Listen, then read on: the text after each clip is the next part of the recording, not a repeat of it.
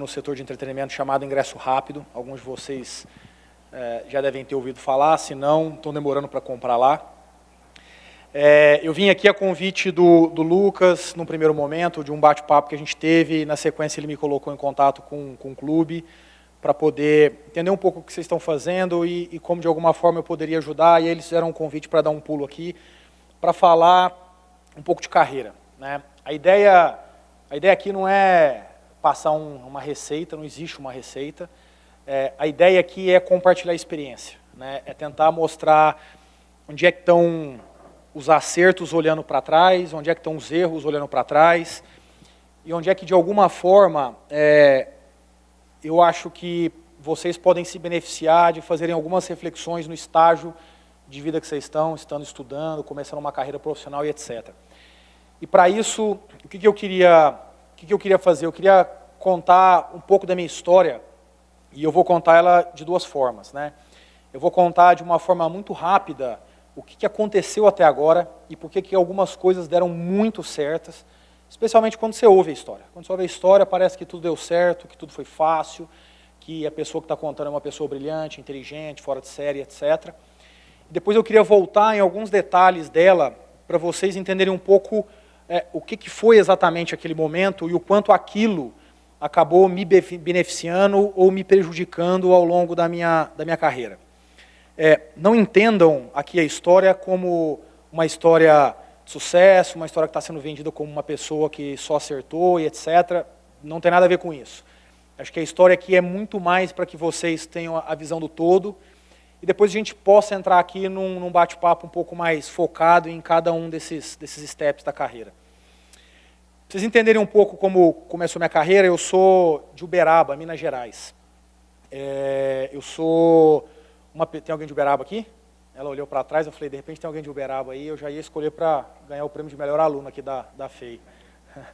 Mas a minha carreira, a minha vida começa em Uberaba, filho de um empresário do setor de transportes, uma empresa de pequeno e médio porte, caminhões, vocês estão aqui próximos, de alguma forma já devem ter tocado, em caminhões Scania, 2 eixos de tração, 3, 4 eixos na carroceria, carregando 30 toneladas, transportando para grandes empresas do Brasil naquela época, em especial a Cargill, trazendo grãos da região centro-oeste do Brasil para o Porto Santos, uma empresa que cresceu muito, típico empresário do interior do Brasil. E eu era, provavelmente, o pior estudante da minha escola, né? Eu peguei recuperação da 3ª série até o 2º colegial em todos os anos. E não peguei uma matéria. Eram sempre 3 matérias, 4, que era o limite, e sempre passando com muito custo, né? E o motivo não é porque eu era um filho ruim, uma pessoa ruim, não. Eu sempre fui uma pessoa boa no sentido de ter amigos, de respeitar meus pais, de ter uma boa convivência, mas não gostava de estudar. Eu não tinha interesse, eu não conseguiram despertar em mim a vontade de estudar naquela época. E a minha única intenção, o meu único estímulo naquele momento, era literalmente passar de ano, porque era uma obrigação. E o meu pai, ao longo desses anos todos, ele sempre nos incentivou muito, sempre foi uma pessoa muito dura, no sentido de dizer a importância de ir bem na escola, mas ao mesmo tempo ele era uma pessoa que deixava a coisa correr muito solta, para que a gente pudesse entender muito bem a consequência dos atos, né? E ao longo de toda essa jornada no ensino fundamental, no ensino médio, eu sempre fui, durante as férias, para a empresa do meu pai, né?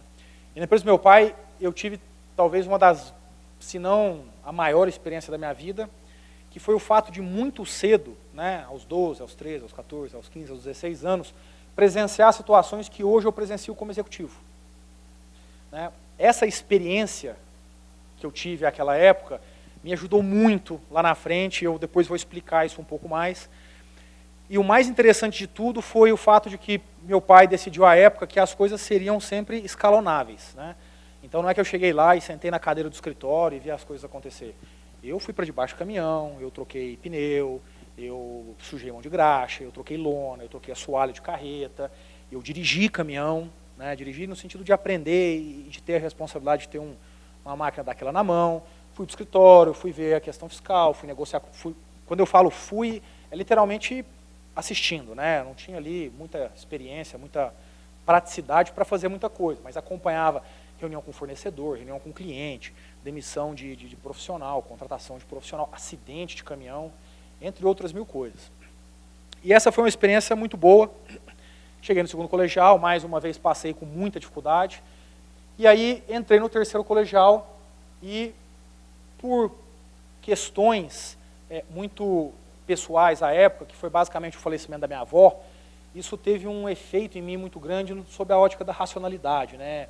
Um dilema que eu tive muito cedo, que era, poxa, né, se Deus existe, por que uma pessoa morre com tanto sofrimento, etc., que não vem ao caso aqui, mas essa experiência, esse conflito interno em tentar entender isso de alguma forma, me trouxe muito para o campo da racionalidade, né, que era, poxa, não dá para dialogar com subjetivismo, né, levantar a mão, dizer que vai dar tudo certo, entre outras coisas. Foi isso que minha cabeça desenvolveu naquela época, né? Eu me tornei uma pessoa muito racional, e ao me tornar uma pessoa muito racional, eu acabei me tornando uma pessoa muito focada nas coisas que eu passei a fazer, porque tudo ficou muito claro que dependia de mim. E não é porque eu era mais ou menos inteligente, mais ou menos capaz, mas era porque era simplesmente algo que, uma vez feito por uma pessoa média, por uma pessoa que tem uma boa inteligência, que tem um bom comportamento, que teve uma boa educação, você conseguiria desempenhar.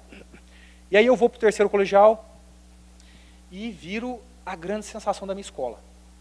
E o que quer dizer virar a grande sensação? O cara que sempre frequentava no ranking, né, geralmente eram 350 a 500 alunos por série, era uma escola com 3, 4 mil alunos, o cara que ficava ali em 300, 320, 340, é um cara que passou a frequentar os 50 primeiros lugares na primeira prova do primeiro ano do terceiro colegial. E isso foi uma revolução.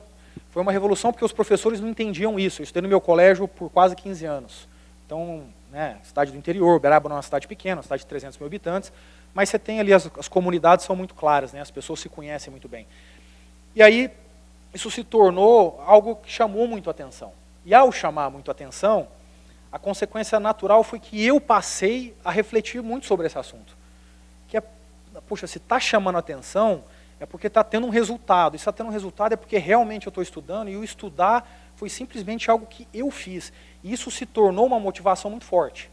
E aí eu passei a estudar com muita força, passei por um terceiro colegial sem recuperação, pela primeira vez na minha vida, de fato. Não tive uma recuperação, isso para mim foi um negócio assim, meus pais não acreditavam naquilo. Meus amigos falavam, cara, não é possível, o que aconteceu? E dali, eu não passei no vestibular, né, e acho que era natural, uma pessoa que nunca tinha estudado na vida, naturalmente eu não iria passar, poderia até passar, mas dificilmente. E aí eu venho para São Paulo. Venho para São Paulo fazer cursinho, fiz cursinho no Ângulo Tamandaré. E eu tive ali uma das experiências também mais fantásticas da minha vida, que foi me construindo como pessoa, né? Eu vim para São Paulo para fazer cursinho e a minha irmã veio junto também. E a minha irmã queria direito também, assim como eu. E o Ângulo, para quem não estudou no Ângulo, ele divide por salas, né? As pessoas com as melhores notas vão para a sala A, depois B, depois C, até a sala E. A minha irmã nunca foi uma sala A, e a minha irmã era uma pessoa estudiosa, inteligente, e eu sempre sala A. Quando nós tivemos o simulado do Enem, eu fui o primeiro colocado no Brasil. Eu fiz um cursinho espetacular em termos de performance. Espetacular, espetacular. E aí chegou o vestibular. Eu prestei 2 faculdades. Eu prestei PUC e eu prestei São Francisco, né? Minha primeira opção à época era São Francisco. E aí saiu o resultado da PUC primeiro. E eu passei. Super feliz. Afinal, estava passando numa escola que é considerada, junto com a São Francisco, a melhor escola de direito do país. Fiquei extremamente feliz, fiz minha inscrição e comecei a esperar o resultado da USP. Eis que chega o resultado da USP. E eu não passei, e a minha irmã passou. Só que eu passei na primeira fase com uma nota espetacular, tendo um Enem espetacular. E eu não passei. E a minha irmã passou para a segunda fase com uma nota mediana, com um Enem mediano. E ela passou na segunda fase. Aquela, para mim, foi uma das grandes experiências que eu tive na minha vida, porque muito cedo eu tive que aprender que você não constrói as coisas com toda a amplitude que é necessária você ter para poder tomar uma decisão 100% à prova de bala.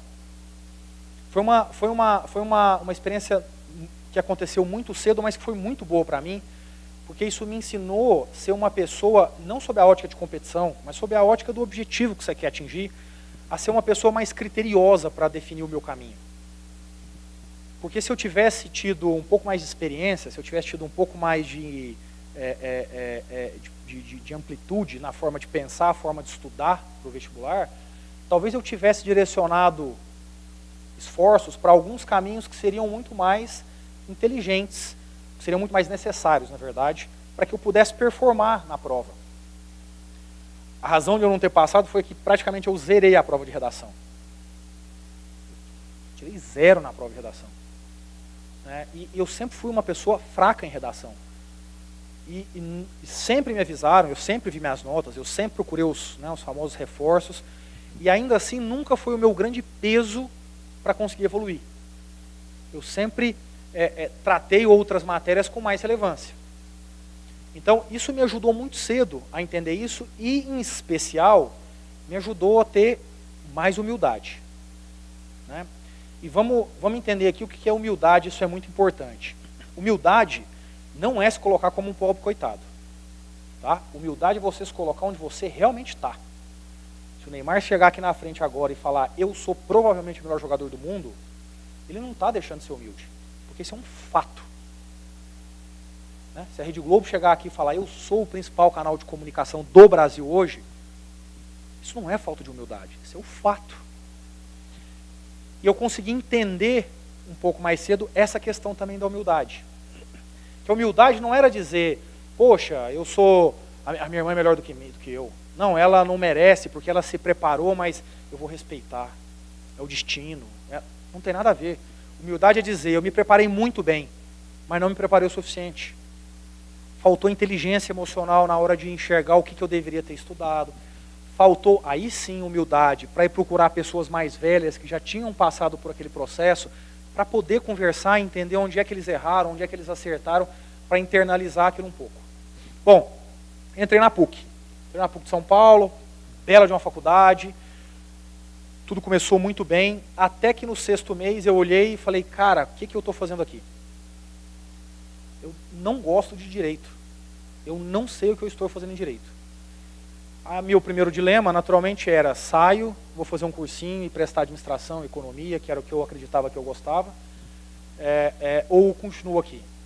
E aí, por N razões, eu tomei a decisão de ficar, de continuar, e aí tomei uma decisão de ir para uma área que era mais de negócio possível, que no direito a gente chama de mercado de capitais, que é a área do escritório, de um escritório de advocacia, que trata de fusões, aquisições, abertura de capital na bolsa, captações de recursos no exterior e operações estruturadas que envolvam esse mundo dos negócios. E eu fui trabalhar no Matos Filho logo no começo da virada do Brasil. Estabilização do Plano Real, o governo Lula entra, dá uma mensagem clara de que não vem com aquela ideia antiga, o câmbio se estabiliza, boom das commodities começa, o Brasil começa a exportar muito, o dinheiro entra no país e o Brasil acontece. Ali a partir de 2003, 2004, é quando o Brasil começa a alavancar como país, e essa área especificamente é uma área que naturalmente atrai muito desse trabalho, muito desse investimento, por uma questão lógica. O Brasil pela primeira vez se abre, os investidores estrangeiros dão um passo muito forte para vir para o Brasil, a Bolsa ganha uma liquidez que até então nunca tinha, as aberturas de capital, as empresas começam a ganhar dinheiro, fazer muita fusão e aquisição e etc. Quando eu entro nessa área desse escritório, chamado Matos Filho, que é o principal escritório de mercado de capitais da América Latina, eu tenho na minha frente uma oportunidade maravilhosa. Que oportunidade que é essa? Que é estar numa área que era muito pequena no escritório e muito pequena no Brasil, porque, de novo, não existia uma atividade dinâmica até então. E entro numa área nesse formato, com esse tamanho, que começa a ter uma explosão. Eu me lembro de um momento em que o sócio da área chama uma reunião de equipe, pouquíssimas pessoas, 10 pessoas talvez, e diz assim, vocês estão de frente a uma das maiores oportunidades de carreira que vocês vão ter. Vai ser muito doloroso, porque o trabalho vai ser muito insano.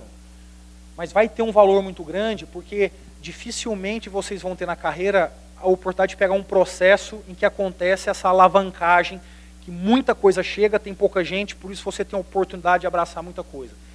E foi isso que aconteceu. Tive 3 anos espetaculares, maravilhosos, fazendo muita operação, participando da criação de muita coisa e amadurecendo muito rápido. Até que um dia, na abertura de capital, na bolsa, onde vai se lá bater o sininho, o CFO de uma empresa chamada Lopes, para quem não conhece a Lopes é a principal empresa de venda de imóveis no Brasil, né, na América Latina, na verdade. E eu participei desse processo, foi um processo doloroso, que levou muito tempo. Pra vocês terem uma ideia do quão era pesado essa época, a gente trabalhava em média ali 10, 12 horas por dia, incluindo sábado, domingo e feriado. Era muito pesado, mas valia muito a pena. Porque era um negócio que você participava e à medida que acabava um determinado passo, você internalizava um conhecimento que praticamente você e mais meia dúzia de pessoas tinha. Então isso te fazia uma pessoa cada vez mais importante para uma transação, nível de contribuição, nível de participação, nível de autonomia, entre outras 1000 coisas.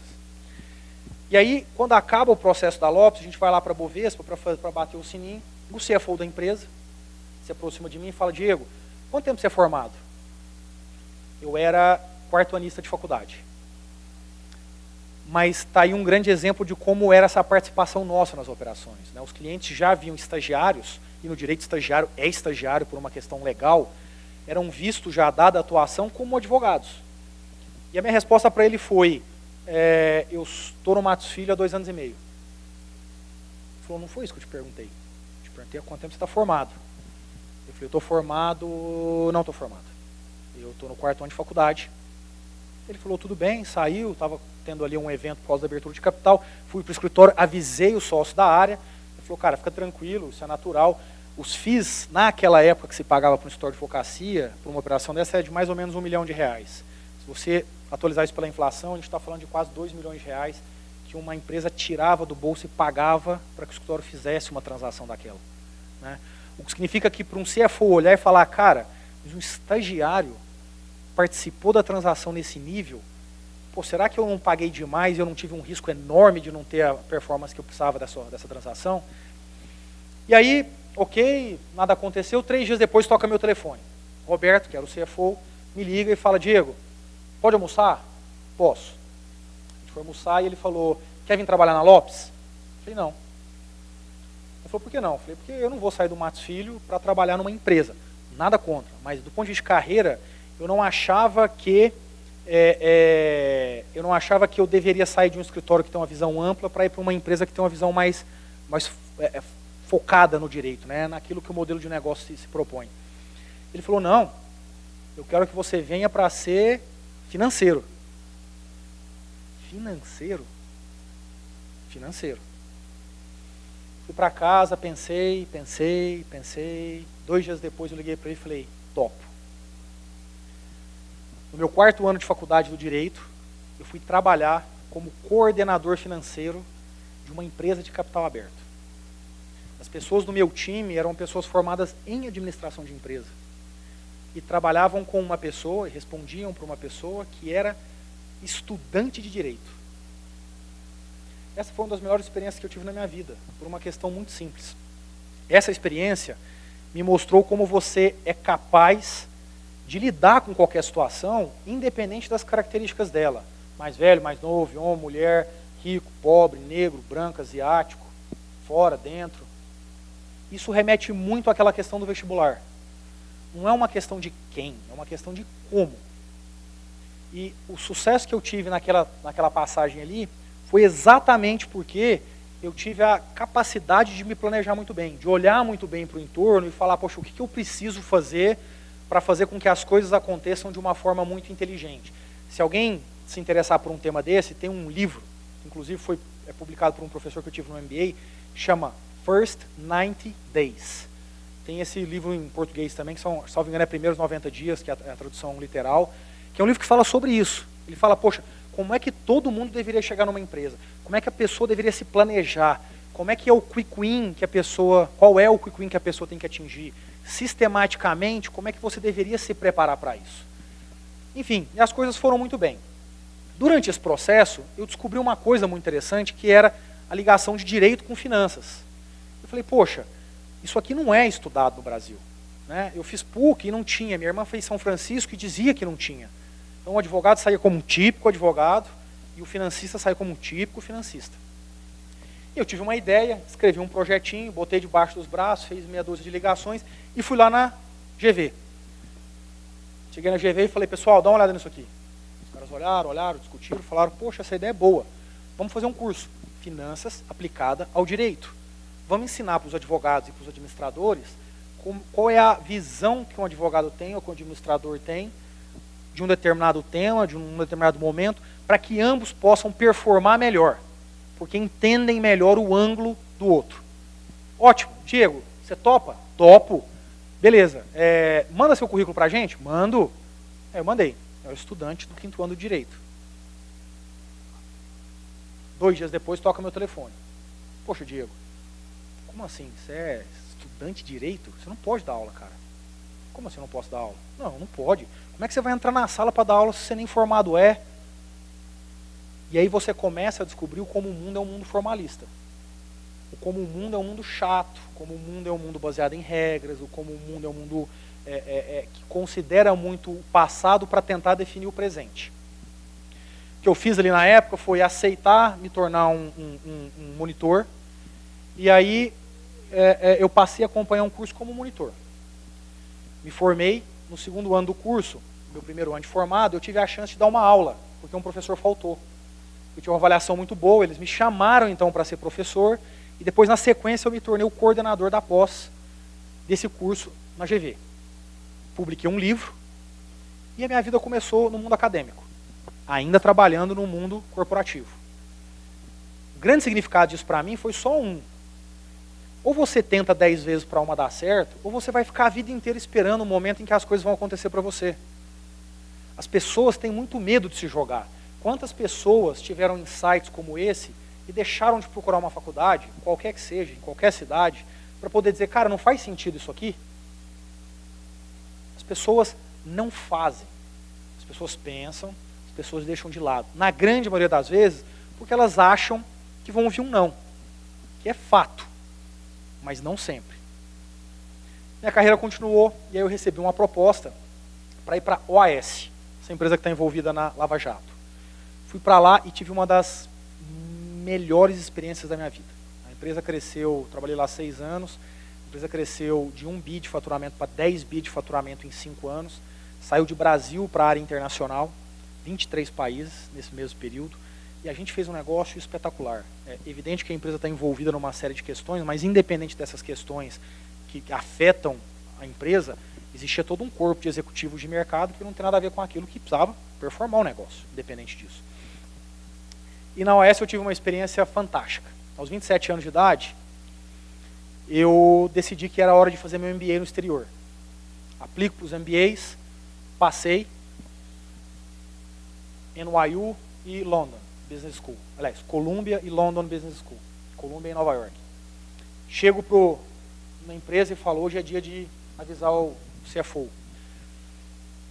E aí eu passo a mão no telefone, ligo para ele e falo, Sérgio, tudo bem? Tudo. Preciso bater um papo contigo. Dá um pulo aqui que eu também preciso falar com você. Aí eu dei um pulinho na sala dele.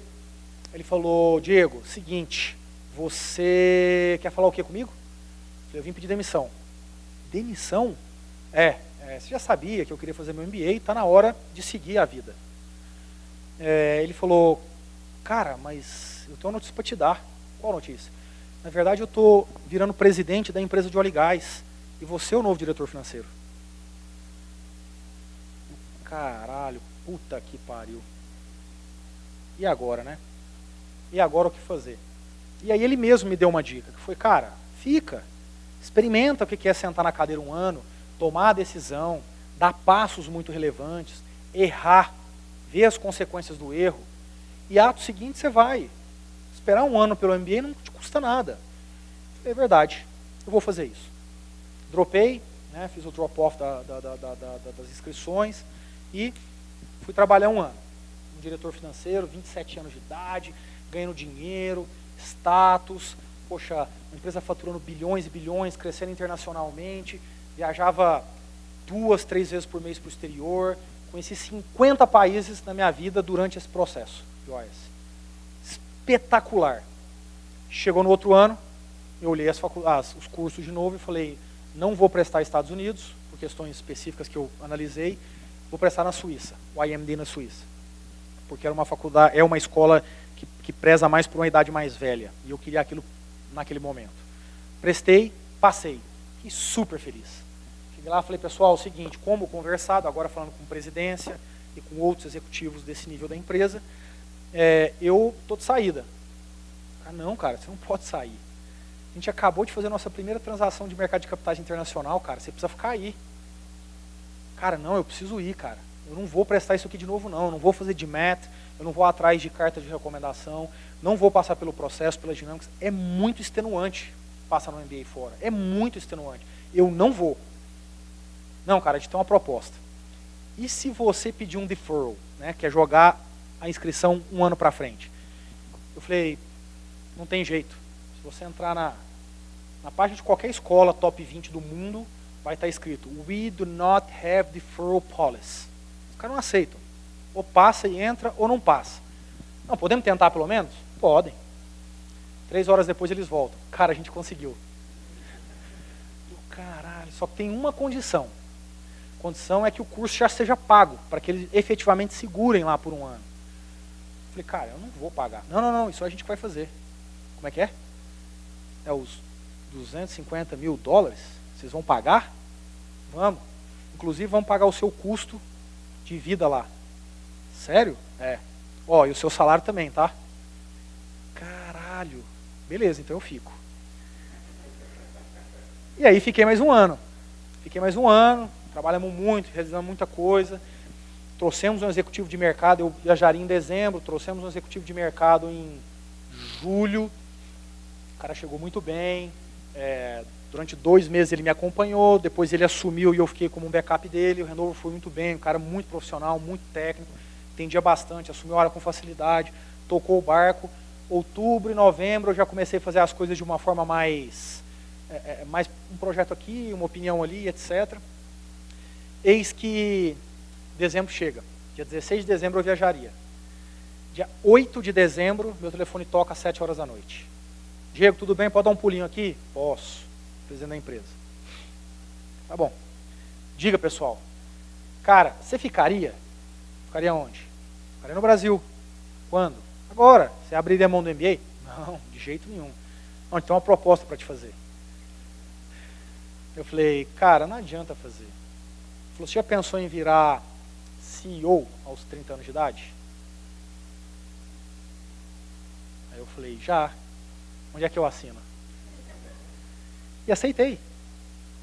Existia uma discussão para ser CFO/CEO da empresa de real estate, da empresa de incorporação imobiliária. Faturava à época, 2013, 500 milhões de reais ano. E aí eu topei. Cheguei em casa, encontrei minha mulher, hoje ex-mulher, naquela época minha mulher. Falei, tem uma grande notícia. Seu marido é CEO aos 30 anos de idade. Ela falou, e o MBA? Eu falei, eu sei, mas você escutou o que eu te falei? Ela, eu escutei, mas esse não é o nosso projeto, esse é o seu projeto. Isso me desabou.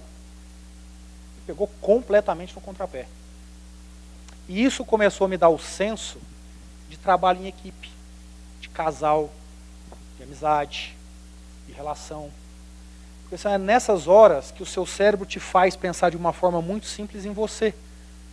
Porque isso era o melhor para mim, sem dúvida alguma. Mas isso não era o melhor para os dois. E mesmo hoje, separado dela, com quem eu tenho uma boa relação, nós temos um filho, mesmo hoje eu tenho que reconhecer, olhando para trás, a importância daquele momento, da posição dela, para me fazer enxergar isso. Bom, às 4 da manhã eu mando, quando a gente termina a discussão e ela me convence que ela estava correta, eu mando uma mensagem e falo, pessoal, preciso fazer um call 8 horas da manhã. 8 horas da manhã eu acordo, todo mundo na linha, pessoal, tenho notícia para dar, eu vou para a Suíça. É uma decisão pessoal, não mudo de opinião mais, e se vocês quiserem tirar todos os benefícios, fiquem 100% à vontade. É um direito que vocês têm. Eles falaram, não, Diego, fica tranquilo, não era o que a gente gostaria, a gente entende, ainda assim a gente quer que você vá e volte. Tudo bem? Tudo bem. E vai eu para o IMD. Quem é o IMD? IMD é uma escola de negócios que é... Ranking de escola é sempre um negócio que precisa ser visto de uma forma meio que na média, porque depende muito da classificação, né? Então, se você pegar o ranking da Forbes, é a primeira escola do mundo. Se você pegar o ranking da The Economist, é a 15ª escola do mundo. Se você pegar o ranking do Financial Times, é a primeira escola do mundo. Então, isso varia muito. O resumo da ópera é que ela está entre as grandes escolas, assim como Columbia, INSEAD, London, Harvard, Stanford, Chicago, Tuck, Dartmouth, e etc. O que eu quero dizer com isso? Que é uma escola de renome, logo que exige, logo que faz com que você tenha, né, um nível de dedicação muito alto. E para quem pensa em fazer MBA no exterior, saiba que é um nível de dedicação que vocês nunca vão ter em outra experiência na vida de vocês. É realmente muito pesado. E aí eu falo pelo IMD, mas isso vale para todas as escolas top 20 do mundo, né? Você geralmente estuda entre 8 e 2 da tarde, 3 da tarde em sala de aula, né? E depois você trabalha efetivamente com empresas, em cases, em projetos, até meia-noite, 1 da manhã, todos os dias, e você estuda em casa todo sábado e domingo, pelo menos 5 a 8 horas. É muito pesado, assim, de longe é a experiência mais pesada que você pode ter na sua vida. E eu fui para o IMD, cheio de energia, confiante, por tudo que tinha acontecido até então na minha carreira, extremamente confiante que as coisas lá iam dar certo, e as coisas foram dando certo. Até o meio do ano, estudando bastante, fazendo os projetos, e etc., sem me preocupar com job search, porque eu naturalmente voltaria para a OAS. E o job search é um negócio muito interessante, porque diferente do Brasil, em que a mão de obra é tratada como algo de segunda categoria, fora é o contrário, né? Quando você faz MBA numa escola top 20, tem uma época do ano em que as empresas vão até lá para te entrevistar e para te contratar, né? As pessoas em média saem com 2, 3, 4, 5 propostas na mão. É extremamente comum quando você está numa escola que é top tier. Então, segundo semestre que está mais focado nisso, meus colegas, né, focando nisso, e eu, nesse sentido, super tranquilo. Eu não precisava de job search. E me dedicando muito aos projetos dentro das empresas, etc. E aí chega o último dia do MBA. No último dia do MBA é entregue 2 premiações. A primeira premiação é Who will be the first CEO of the class? Quem vai ser o primeiro presidente da sala? E com 60% dos votos, eu venci. E aí vem um segundo prêmio. Who will be the most influent person in this class? E com uns 60% de votos, novamente eu venci. Isso me deixa muito confiante de que eu fiz um MBA muito bem feito. Pego um avião, vou para Londres, fazer uma reunião lá de negócios do MBA, volto no outro dia, quando eu estou embarcando no aeroporto, abro o UOL, Operação Lava Jato, prende 32 executivos das principais empreiteiras brasileiras. E agora? Quem falava ao telefone comigo? Como é que eu conseguia acessar alguém? Imagina o que aconteceu nessas empresas no dia em que isso explodiu na mídia. Você não conseguia, você mandava WhatsApp, ninguém queria responder, se ligava, ninguém queria falar. Caos. Caos generalizado. Não conseguia. Totalmente blind. Não conseguia ter percepção de nada do que estava acontecendo. De uma pessoa que até então tinha uma carreira boa, que fez um MBA muito consistente e que estava seguro que ia voltar para um desafio muito interessante, vem o problema. Seríssimo problema, seríssimo. E aí? Primeira mensagem que eu pego da minha irmã me ligando, estava no Brasil. Você está acompanhando? Tô. Deixa eu te fazer uma pergunta. Você está envolvido? É foda ouvir isso. É foda, mas ao mesmo tempo é justo a pessoa perguntar. Afinal, quem é você para achar que ninguém pode achar que você pode ter uma conduta errada? Certo? Eu gosto de mostrar uma mensagem para as pessoas que eu nunca excluí do meu celular, para vocês entenderem o que é passar por um processo desse. Essa é a mensagem de um amigo meu,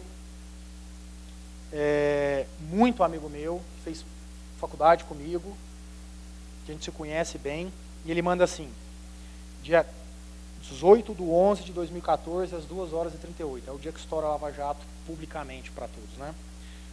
Curiosidade, Diegão, a Suíça tem tratado de extradição com o Brasil? Manda notícias.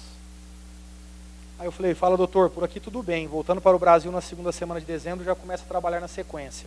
Quanto ao tratado, não tem a mínima noção. Resposta dele, é importante você saber, tem que saber se preso você fica aí ou se vão te extraditar para cá. O negócio tá brabo. Se precisar de cigarro na prisão é só falar. E a minha resposta é, só precisa de cigarro na prisão quem fuma e não tem valores. Felizmente eu não me encaixo em nenhum desses dois fatores. Mas o cara tem razão em fazer a pergunta. Pode parecer estranho, frio, né? Mas não é. Por que alguém acharia que eu não poderia estar envolvido? Você não é mais certo que ninguém. Você não é mais perfeito que ninguém. E essa foi a grande experiência da minha vida, em termos de encarar a diversidade. Porque as pessoas tiveram sobre qualquer pessoa, não sobre mim, mas sobre qualquer pessoa naquela época, algum tipo de desconfiança. E aí eu comecei a ter um pouco mais de entendimento do valor do tempo. Né?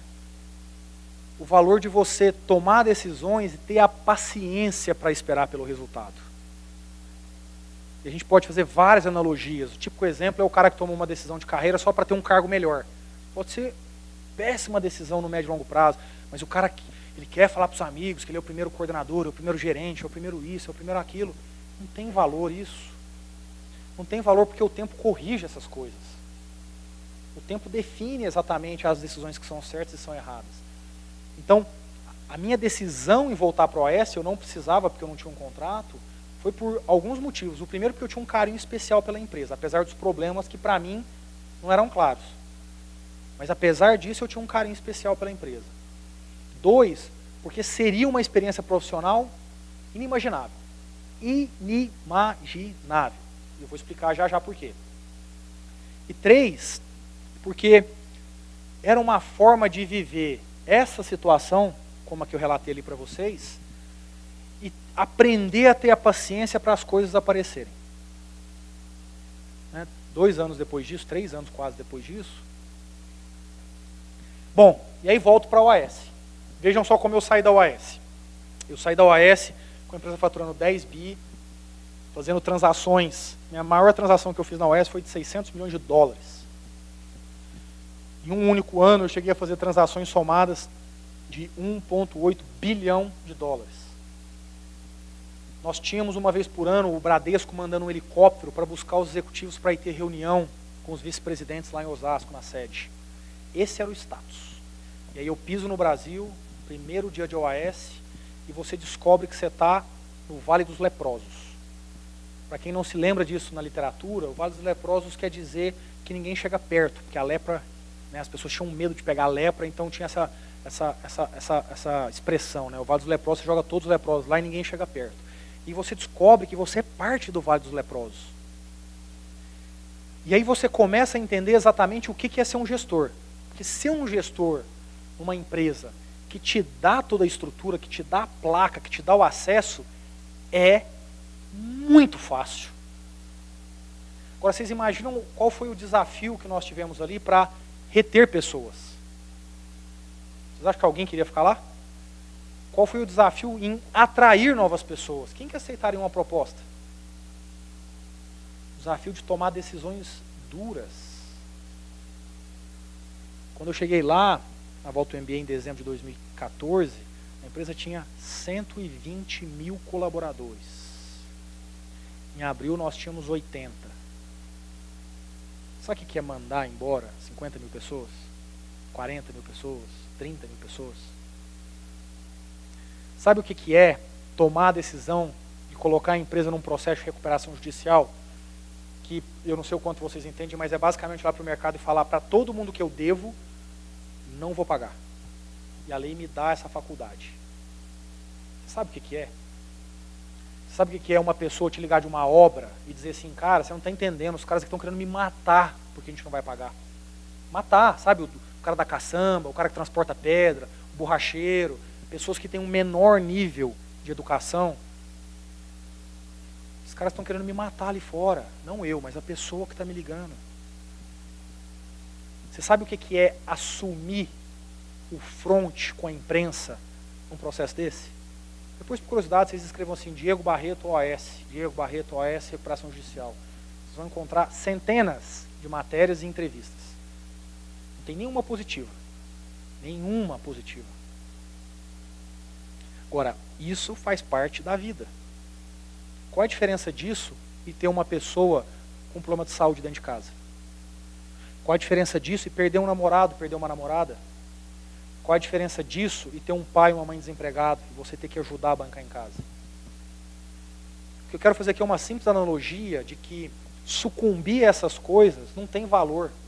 O valor é ultrapassar essas coisas. Não quer dizer que você tenha que só ir para situações assim, não quer dizer que você só tenha que viver de processo assim, não tem nada a ver com isso. Mas o fato é de que pode fazer sentido passar por isso. Em especial porque às vezes a vida nem vai te dar a opção de fugir disso. Vocês devem ter histórias pessoais que eventualmente remetem a situações como essa. O processo da OAS foi muito bom. A gente entrou com pedido de recuperação judicial, aquele momento a maior da história do Brasil. Aprovamos o processo na sequência e aí eu pude deixar a OAS. Fui para Suzano, papel e celulose. Experiência muito boa. Mas lá, já dentro de um processo de descoberta, eu descobri um negócio que não era mais o que eu queria. Eu não queria mais ficar em grandes organizações. Eu não queria mais ser carregado pela placa de uma organização. E aí, junto com N convites, eu começo a entrar muito nesse mundo de tecnologia. E esse mundo de tecnologia tem me ensinado muita coisa. Primeiro hoje, as empresas de tecnologia, e tecnologia quer dizer qualquer empresa que de fato gaste com tecnologia. Tá? Então, lato sensu, qualquer empresa pode ser uma empresa de tecnologia. A Tesla no automobilismo pode ser, o Google pode ser, a Apple pode ser, o Nubank, enquanto participante do sistema financeiro, pode ser, entre outras 1000 empresas. A empresa de tecnologia, ela tem encurtado o ciclo de vida das empresas tradicionais. O ciclo de vida das empresas nos Estados Unidos, na Bolsa, era de 60 anos, caiu para 40, está em 18.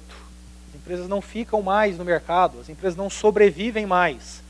O Airbnb tem menos de 10 anos, o Uber tem menos de 10 anos, o Google tem 15 anos mais ou menos, o Expedia tem menos de 10 anos, aliás, tem um pouquinho mais de 10 anos, o Nubank tem menos de 10 anos, o iFood tem 10 anos. Qual é a maior empresa de transporte do mundo? Uber, não tem um único carro. Maior empresa de acomodação no mundo, Airbnb, não tem um único imóvel. Qual é a maior empresa do mundo de varejo? Alibaba, não tem um único estoque. Essas empresas estão acabando com o mundo tradicional. Acabando, passando em cima, atropelando. E eu quis participar desse mundo. E foi por isso que eu fui para ingresso rápido. E por que as empresas, essas novas empresas, estão atropelando? Por uma questão muito simples. Porque essas empresas tiveram, ou têm, a capacidade de entender esse mundo atual. Vamos pensar um pouquinho em Brasil, pessoal. O Brasil é um país que veio, as gerações antes das gerações de vocês, veio de uma geração lá, inicialmente, escravocrata, colonial, imperialista enquanto império, república do café com leite, ditadura do Estado Novo, golpe militar, década de 60, redemocratização para uma elite conservadora e hierarquizada no final dos anos 80, viveu essa elite política em todos os anos 90. Os seus pais, os meus pais, os nossos avós, eles tinham uma cabeça muito diferente da nossa. Era uma cabeça de sobrevivência. Por que uma pessoa ficava 20 anos numa mesma empresa? Porque o desemprego era muito alto. A pessoa entrava, baixava a cabeça, ia do começo ao fim para garantir o salário. O que vocês vivem, o que eu vivo, é novo no Brasil. os seus pais, eu peguei um pouco disso, nós não tínhamos liberdade de expressão. Você ia na sua escola, achava ruim, o que você fazia? Hoje você vai ao Facebook e você começa um movimento. Hoje o reitor dessa universidade aqui olha para vocês com medo nesse sentido. Ele sabe que está pisando em ovos. Porque se vocês fizerem qualquer movimento em rede social, vocês geram um problema muito sério. Há 20 anos atrás, não existia dispersão econômica. Recife não era um polo de tecnologia. Goiás, Mato Grosso do Sul eram só fazendas. Florianópolis não era um polo de tecnologia. Campinas não tinha essa pujança com empresas de primeira linha, como tem. Aeroportos não eram disponíveis para locomoção como são. Comunicação era terrível. As pessoas não tinham opção. A pessoa tinha que nascer e vir para São Paulo, tinha que nascer e ir para o Rio de Janeiro. Não existia opção. Não existia empreendedorismo no Brasil. Não existiam esses grupos novos que hoje a gente enxerga. Positiva Informática, TOTUS, iFood, como eu já mencionei, Nubank, como eu já mencionei, Banco Original, apesar de estar do grupo controlador estar envolvido em problema, mas é inegável o que eles estão fazendo. Entre outras N empresas. Essas empresas não existiam. Nós todos aqui éramos dependentes basicamente do funcionalismo público, como parte dos pais e familiares de vocês são, e não tem nenhum problema nisso. Qual a diferença? Que era uma questão de falta de opção. Não é que você tinha 1000 empresas oferecendo, você tinha poucas empresas oferecendo. O que essas empresas hoje, tradicionais, não conseguem perceber é esse movimento. As pessoas que olham para vocês e dizem, ah, vocês não têm compromisso, ficam mudando de empresa todo dia. Sabe o que é isso? Medo. Medo de conseguir se adaptar para reter essa geração. Hoje o mercado consumidor é um mercado consumidor de branco e negro, heterossexual, homossexual, nordestino, sulista, sudeste, centro-oeste, tudo. Hoje todo mundo faz parte do mercado consumidor. Essas pessoas têm dificuldade de entender isso. Para aqueles que trabalham aqui, para aqueles que têm amigos trabalhando, vão ver quantas mulheres existem nos cargos diretivos das empresas de vocês. Vocês contam nos dedos. E aposto que vocês continuam ouvindo frases do tipo, ah, isso aqui não é para mulher, isso aqui é profissão de homem. Se for engenharia então, planta industrial, meu Deus, é homem. Quantas empresas de vocês dão espaço para o homossexual? Esse é o grande problema das empresas tradicionais. As empresas tradicionais não conseguem se adaptar a isso, porque dói. Dói ter que mudar, dói ter que aceitar a normalidade das coisas. Dói entender que o mundo de hoje é um mundo baseado em pessoas diferentes. Porque a economia se diversificou, geograficamente a gente se desconcentrou, o ensino está muito mais disponível para as pessoas do que anos atrás, o smartphone está na mão de todo mundo, o consumo está na mão de todo mundo. O que me trouxe para a nova economia, é assim que eu chamo, é a certeza de que eu posso me adaptar a isso. É a certeza de que eu posso liderar um processo dentro de empresas e deixar essa mudança, esse legado da transformação. E a pergunta que vocês têm que se fazer é exatamente essa. O quanto vocês estão prontos para isso? E a resposta natural é dizer, claro que eu estou pronto. Não, eu sou um puta cara moderno. Não, eu sou uma menina super entendida, antenada, entendo tudo e tal, não sei o quê. Quantos de vocês, homens, continuam mandando no WhatsApp foto de mulher pelada?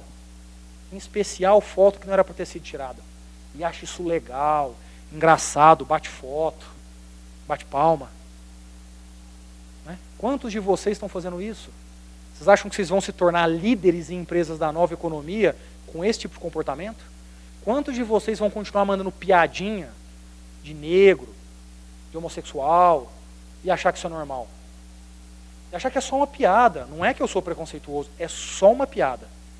O fato de eu pegar a característica de uma pessoa e rotular como algo negativo, não é um problema. Para mim, não é um problema, que isso. Eu não sou preconceituoso. O quanto de vocês estão olhando para o espaço da mulher na sociedade? E novamente vai ser fácil dizer, mas eu não sou machista. Não, eu não sou machista, né? Mas eu continuo dizendo, quando eu digo que alguém é corajoso, que, puta, esse aí é macho. Macho. Por que macho é sinônimo de coragem? Quem escreveu isso? Quem disse isso? Vocês vão continuar achando que as mulheres não têm o mesmo espaço? Quantos de vocês vão continuar achando que um casal, quando tem filho, e o homem deixa de trabalhar, ele é o vagabundo da história? E ela está trabalhando muito? Não. Mulher pode ter a profissão como prioridade. Pode, por que não? Por que tem que ser o homem? Porque numa relação de homem e mulher, é a mulher que abdica da profissão. Por quê? Vocês vão continuar ouvindo nas empresas de vocês que, poxa, eu não sei se eu devo contratar uma mulher, porque se ela engravidar, eu perco ela por 6 meses, por 4 meses. Até quando vocês vão falar isso? Até quando vocês vão ouvir isso e vocês não vão dizer para a pessoa, poxa, cara, peraí, será? Você está pensando num negócio de 100 anos de existência e está se incomodando com 6 meses? Você está contratando tempo ou a pessoa? Porque se for tempo, demite ela e contrata um batalhão de pessoas. O papel que vocês vão ter hoje, entre escolher os caminhos de vocês, vai passar muito por isso. Porque se vocês não tiverem a capacidade de entender esse processo, vão para as empresas tradicionais. Vão lá onde chefe é chefe manda, chefe pode. Onde mulher tem que aceitar a brincadeira, a piada, e não pode falar nada. Isso não é feminismo. Onde vocês entram, não vem nenhum negro e não acham estranho. Quantas vezes vocês entram numa sala e vocês olham assim e falam, poxa, tem só um ou não tem nenhum? Vocês vão continuar achando isso normal até quando? Vocês vão ter capacidade de tomar decisões de marketing de uma empresa como o Facebook sem ter essa visão? Esquece. Zero chance. Vocês vão ter capacidade de tomar uma decisão numa empresa como o Google para trazer um produto para o mercado global, tendo uma visão dessa? Esquece. Está fadado ao fracasso. É melhor ir para a economia tradicional. E rezar por muito tempo para que você não tenha problema lá. Então, todo esse processo que eu contei para vocês da minha carreira, ele na verdade me deu uma grande característica, na minha opinião, que foi poder enxergar o mundo de uma forma mais moderna, mais inteligente, mais ampla, mais democrática, mais clara, menos ditatorial, menos conservadora, menos elitista, menos hierarquizada, entre outras coisas. Fazer uma carreira por fazer e sentar numa determinada cadeira e falar, olha, eu sou um cara que ganhou muito dinheiro, e eu sou um CFO e tal, desculpa a expressão, grande bosta. Grande bosta ter um cargo. O que você está deixando? O que você vai contar para o seu filho? Eu conto para o meu filho, sabe o quê? Que a minha vida é legal pra caralho. Porque eu ajudo muita gente, eu sou ajudado por muita gente, porque eu cresço com muita gente, porque eu faço coisa diferente e porque eu trabalho com pessoas que constantemente me mostram que eu estou errado. Eu trabalho com pessoas que constantemente dizem, a sua ideia não é a melhor ideia. E como é bom ouvir isso. Como é bom saber que eu não sou a única pessoa capaz na sala. Pessoal, isso era um pouco que eu queria contar. Acho que a ideia agora é abrir um pouco aqui, para aqueles que tiverem perguntas, a gente poder trocar um pouco de ideia. Obrigado.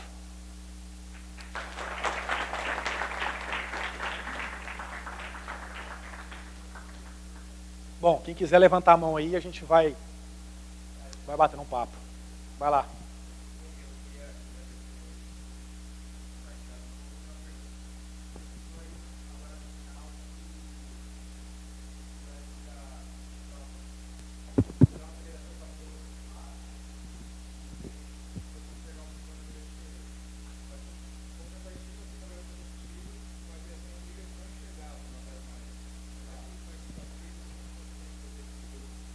Cara, assim, primeiro ponto é, a gente precisa entender uma coisa na vida, né? Assim como eu dei o exemplo do tempo lá atrás, tudo leva um tempo, né? Você não vai chegar para o seu pai e convencer o teu pai que você já vai começar a sair e voltar às 6 da manhã um dia. Não vai, é um processo, vai confiar em você, vai ver que você é uma boa pessoa, tal, não sei o que, e as coisas vão acontecer. Então, a primeira coisa acho que precisa ter muita maturidade para entender que existe tempo para a mudança das pessoas. E aí, eu acho que o grande ponto é você entender em que medida você tem espaço para ir fazendo a conversa ficar mais profunda dia após dia. Nos ambientes que eu trabalhei, eu tive a sorte de ter esse processo, né? Independente da velocidade, ou de ter chegado onde eu acreditava que deveria, os ambientes me deram esse espaço aos poucos. Então eu tive muito a paciência e a perseverança para ir discutindo, levando, trazendo, etc. Eu vou dar um exemplo. Quando eu cheguei na OAS, a OAS é uma empresa de engenharia pesada. É uma empresa de infraestrutura. Quando eu assumi a área financeira, nós éramos em 20 homens, 0 mulheres. Porque era uma empresa de homem, era uma empresa de engenharia pesada. O cara vai ligar lá da obra e é um homem que vai falar com ele, que a mulher não vai poder ouvir tal expressão, porque a mulher, né, chora. Esse era o pensamento. Quando eu deixei a área para poder ir para o MBA, nosso time tinha 30 pessoas, tinha 10 mulheres. Aí eu tive a oportunidade de promover a primeira mulher a diretora financeira da empresa. Né? Não é porque eu queria, nossa, eu tenho que deixar essa bandeira, vou fincar aqui, não tem nada a ver com isso. Mas tem a ver com construir situações onde as pessoas começam a olhar e falar, cara, faz sentido. Não tem por que ter essa preferência por isso ou preferência por aquilo. Então, o choque ele é muito bom. Mas você tem que ser inteligente o suficiente para não deixar a corda estourar. Porque no dia que estourar, game over. Você está fora do jogo e você não consegue mais influenciar como você poderia. Mais alguém, pessoal?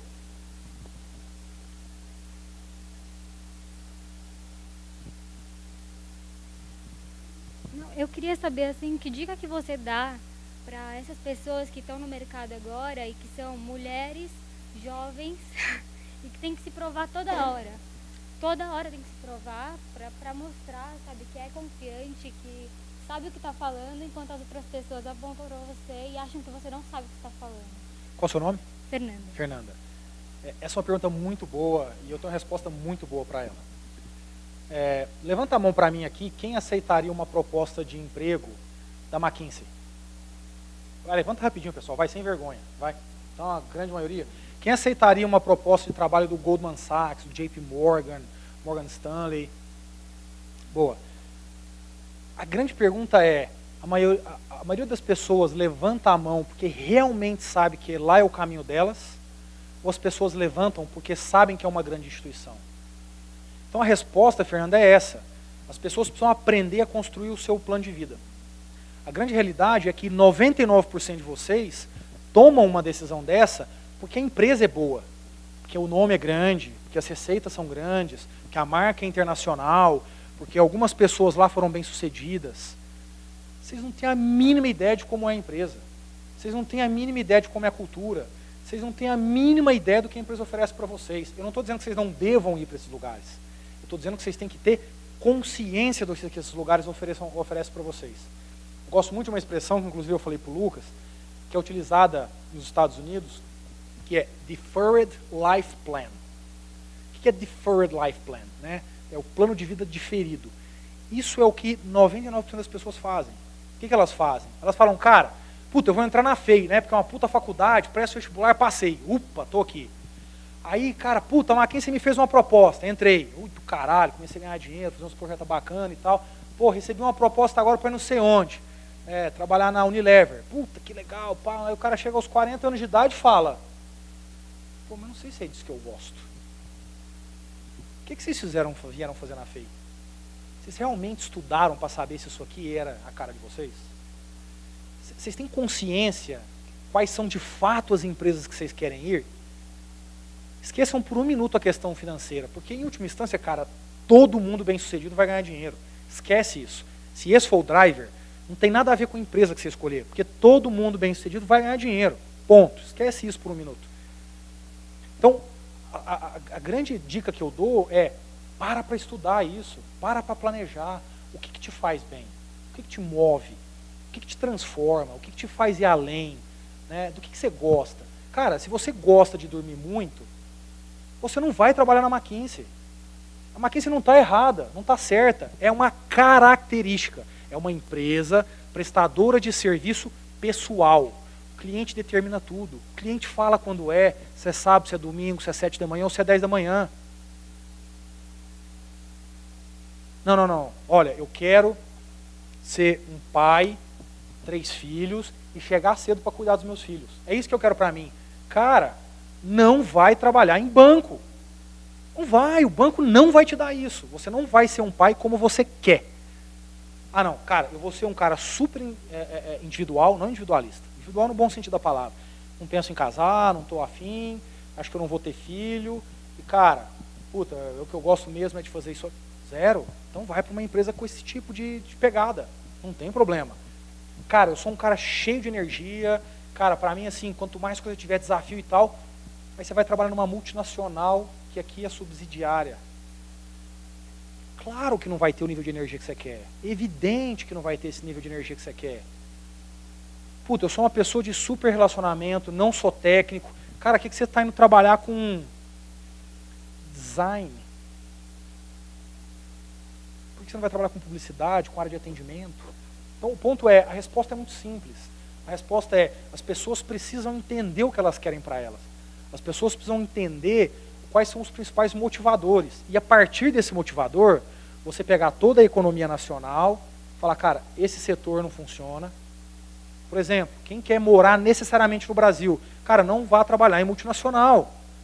Existe uma grande chance de expatriação. Não, eu quero morar fora do Brasil, vá trabalhar numa multinacional. Esse tipo de escolha, essa matriz, ela precisa ser feita. Então, no final, para mim, é muito simples. Se você souber trilhar o caminho, e o caminho, pessoal, não é acertar na vírgula. O caminho é a direção. É saber que você vai para aquele rumo. Acertar, depois, é uma questão de você ir corrigindo, ajustando o detalhe para a direita e para a esquerda. Qual é o grande problema das pessoas? Nós, brasileiros, nós temos um problema muito sério de lidar com reflexão. Psicólogo no Brasil, até 10 anos atrás, e um pouco ainda hoje, era visto como médico de gente doente. As pessoas que vão ao psicólogo aqui têm medo, vergonha, ficam constrangidos de chegar na mesa de bar e falar, ó, cheguei só agora porque eu estava no psicólogo. As pessoas têm vergonha de falar isso. Por que elas têm vergonha? Porque parece isso. O psicólogo é a melhor ferramenta que vocês podem ter na vida de vocês. Que é uma coisa melhor do que você exercitar o autoconhecimento.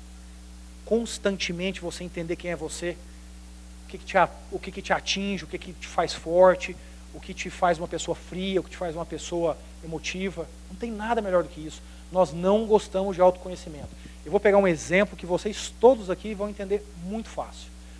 Além de não fazer reflexão, nós temos um problema seríssimo no brasileiro.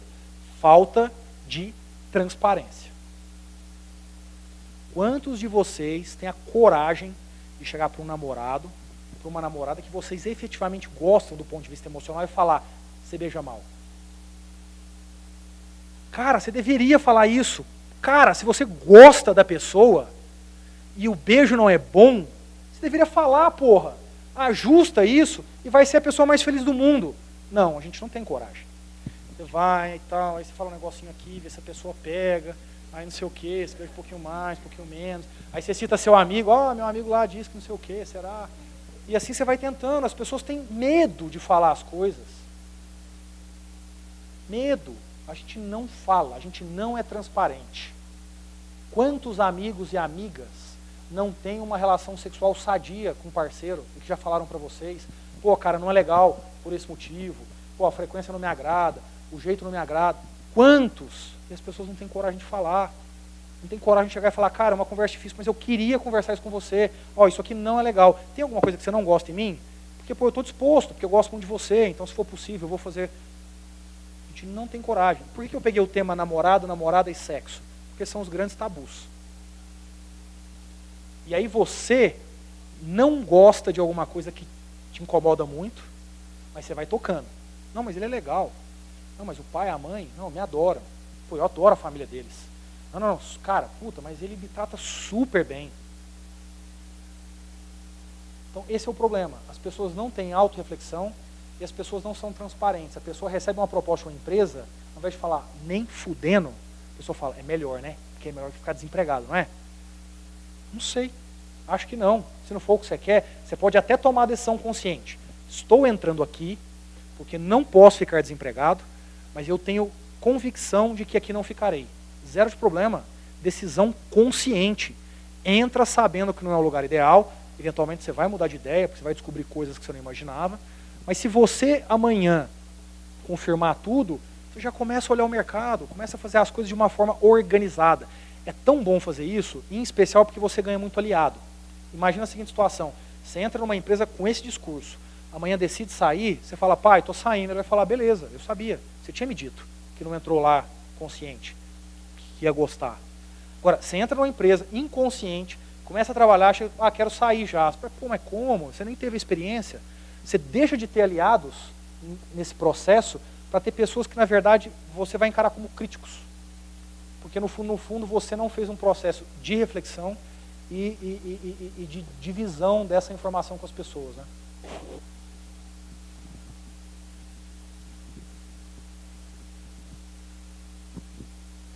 Oi. Opa. Então, eu queria perguntar, assim, você falou que durante a escola você não gostava de estudar muito, porque você não tinha motivação e tal, e que a partir do 3º ano você começou a estudar. Eu queria saber se você teve que lidar com a procrastinação, e como que você lidou, e como que você decidiu que você queria fazer direito, e depois sobre que você gostou da área financeira. Qual o seu nome? Amanda. Amanda. Boas perguntas, Amanda. E boas mesmo, não é que eu vou falar boa para todo mundo não, tá? A pergunta foi muito boa. Procrastinação alguém já viu um vídeo sobre procrastinação no TED? Eu recomendo para vocês. Escrevam procrastination ou procrastinação, TED, e vejam que é espetacular. É aquele do bichinho que tem no cérebro que o cara... Macaco, exatamente. Sei. Esse aí mesmo. Procrastinação é um problema muito sério, porque realmente o cérebro funciona daquele jeito. Infelizmente, é assim que funciona. O que ele explica lá, né, de forma muito simples? Procrastinação funciona assim, as pessoas, elas geralmente trabalham em cima do deadline. Então você não faz, quando está chegando perto, o seu sistema nervoso automaticamente libera substâncias que te faz ir lá fazer e entregar. Né? E para mim, eu passei por esse mesmo problema, eu não sou mais um procrastinador. Eu superei isso. Eu superei no dia em que eu aprendi a colocar pequenos deadlines para tudo. Né? Eu vou dar um exemplo do emagrecimento. Né? Às vezes as pessoas querem emagrecer, elas falam, vou parar de comer. Quando você deveria começar com passos, né? Poxa, eu vou beber um pouco menos, vou comer um pouco menos de doce. Agora, cara, eu vou cortar um pouquinho do carboidrato. Poxa, agora eu vou começar a correr, cara, uma vez por semana. E você se acostumar. Quando você vai para o tiro de uma vez, seu corpo naturalmente te traz de volta. Então, o processo de procrastinação, para mim, ele acabou quando eu entendi a questão da etapa. Né? Então, tudo para mim tem uma etapa. Para mim é muito simples lidar hoje com essa questão da etapa. Eu sou CFO da Ingresso Rápido, eu sou professor da Casa do Saber, que é uma casa de reflexão que tem aqui em São Paulo. Eu sou mentor da Endeavor, mentor da Oracle, eu sou mentor da Brasil Labs, eu sou mentor da Liga Ventures, que é da Oxigênio, que toca oxigênio aqui no Brasil. Eu sou mentor da Abrasa, que é uma entidade que ajuda estudantes do exterior do Brasil. Eu sou membro do conselho do Instituto Brasileiro de Relações com Investidores. Eu sou membro do conselho da R20, que é uma associação mundial liderada pelo Arnold Schwarzenegger para poder resolver algumas questões climáticas no Brasil, entre outras coisas. Eu corro maratona, entre outras coisas. As pessoas sempre falam, cara, como é que você faz esse tanto de coisa? Exatamente porque eu aprendi a não procrastinar. Porque se você consegue ter essa lógica muito de fasear as coisas e ir fazendo, você entra num processo e você não acaba. É muito fácil fazer. Veja, é muito difícil virar a chave, mas no momento que você vira, fazer é muito fácil. A maioria das pessoas não fazem isso. Né? Então a pessoa tem que fazer um negócio em casa. Ela não consegue começar e dar um primeiro passo. Né? Tem que arrumar a casa. Ao invés dela chegar lá e arrumar só os tênis, eu falar, cara, amanhã eu acordo e arrumo as camisetas, ela fica com aquela sensação de, a hora que eu tiver que arrumar tudo, aí me dá preguiça. Né? Então esse é um exemplo simples. Né? Eu ainda sou pai metade da minha semana, né? Porque eu sou separado e eu tenho guarda compartilhada. Metade da semana meu filho está comigo. Né? Então, assim, acho que quando você aprende a fazer as coisas, isso fica fácil, bem fácil, muito fácil. A questão do direito, eu decidi por causa do meu pai. Não foi uma decisão racional e madura naquela época. Meu pai fez direito e virou um homem de negócios. E por algum motivo, por uma influência dele, eu acreditava que aquilo estava correto. Eu acho que o problema não está em tomar essa decisão errada que eu tomei lá atrás. Que no fundo não foi errada, acabou me gerando várias coisas positivas. Mas eu acho que o grande ponto está em você ter coragem de mudar. Né? Se você perceber as coisas que eu fiz, eu saí do direito para finanças. Eu trabalho em grandes corporações e vou dar aula em faculdade. Eu larguei tudo aqui para ir fazer um MBA lá fora. Eu casei, eu separei. As pessoas têm dificuldade de fazer esse turning point, de fazer essa mudança. As pessoas têm muito medo de fazer isso. Nós somos risk averse, né? A gente não gosta de risco. Então, o direito foi um erro e o conserto foi esse processo de conhecimento. Né? Assim, eu aprendi cada vez mais a me conhecer. Ainda tem muita coisa para fazer, muita coisa. Mas eu aprendi muito. E nesse caso, o MBA foi quem abriu tudo para mim. Né? Estudar fora, e não é porque é uma experiência fora, não tem nada a ver com isso. Tem a ver com metodologia, tem a ver com nível de ensino, tem a ver com qualidade estrutural da instituição. Ela te leva para um outro patamar. Estudar fora, numa grande escola, tem uma experiência que não tem preço para ela. Obrigada.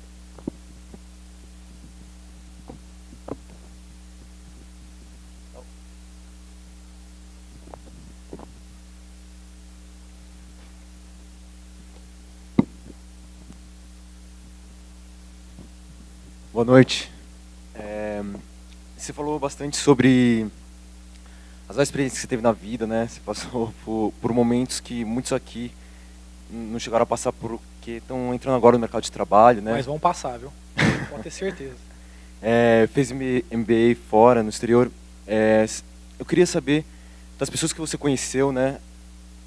Quais características você achou mais únicas em algumas pessoas? Pessoas que você realmente viu, né? Que tinham características que faziam diferença para elas na vida delas. Se você conseguiu chegar a encontrar alguém na Endeavor, em lugares assim, que você viu características que seriam muito boas para você. Seu nome é? Luiz. Luiz, a primeira coisa que eu aprendi a olhar pessoas, e aí naturalmente olhar para mim, é comportamento. Eu brinco, eu não contrato ninguém por currículo. Não interessa onde você formou, se você fez pós, MBA, isso para mim é tudo, cara, detalhe. Eu me acostumei a me apaixonar por pessoas que têm um comportamento acima da média. Né?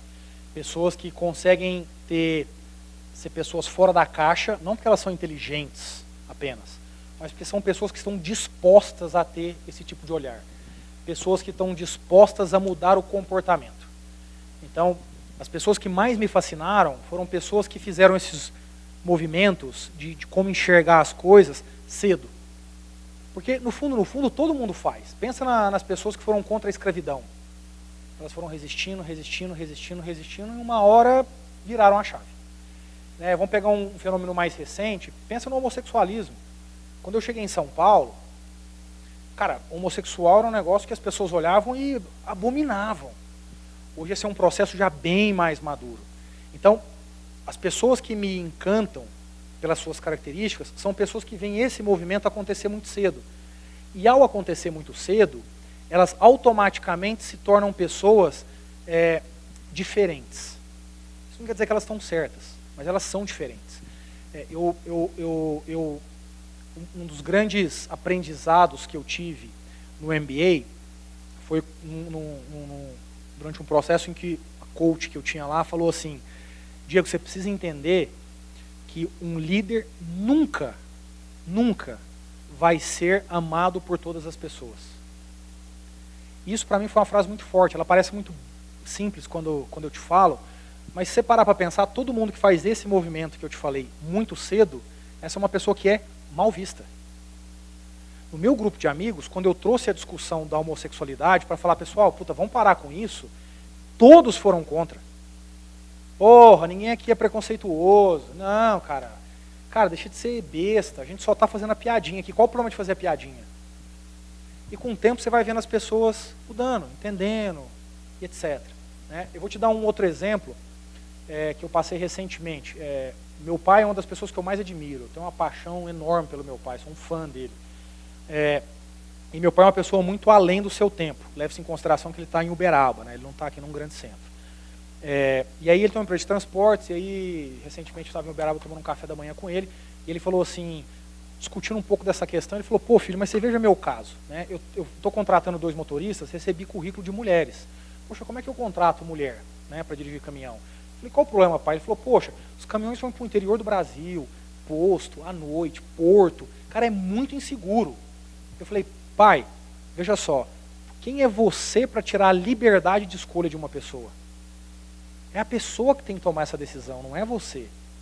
Porque senão a vida inteira não vai ter mulher fazendo isso. Ele falou, é verdade, você tem um bom ponto. O segundo ponto é, como é que a mulher troca pneu de caminhão? É um negócio muito pesado, mas muito pesado. Eu falei, pai, você tem um ponto. Biologicamente, a mulher tem menos massa muscular que o homem, é fato. Mas se isso é um fato, você automaticamente está dizendo que 100% das mulheres não conseguem trocar. Ele falou, não, isso não é verdade. Eu falei, então ótimo, coloque isso no processo decisório. Analisou o currículo, analisou a carteira, pontos, etc.